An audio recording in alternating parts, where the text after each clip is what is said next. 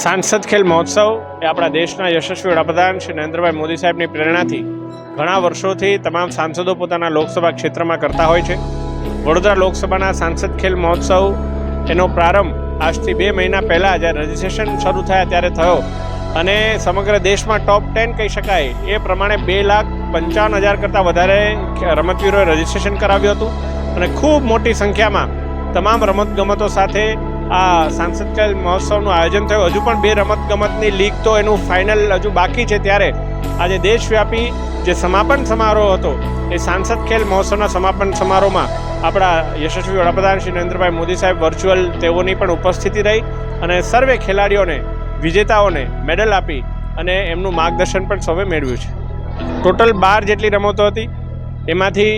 12માંથી 7 જેટલી ઓલિમ્પિક રમતો અને બીજી 4 થી 5 એવી નોન ઓલિમ્પિક રમતો, ઘણી 2-3 પ્રાદેશિક રમતોનું પણ આમાં પ્રભુત્વ આપવામાં આવ્યું હતું। ટેબલ ટેનિસ હોય, હોકી હોય, કબડ્ડી હોય, ખોખો હોય, વોલીબોલ હોય, ફૂટબોલ હોય, ચેસ હોય કે ક્રિકેટ હોય, આવા તમામ રમતગમતોની અંદર પણ સાંસદ ખેલ મહોત્સવ અંતર્ગત સૌએ ભાગ લીધો હતો।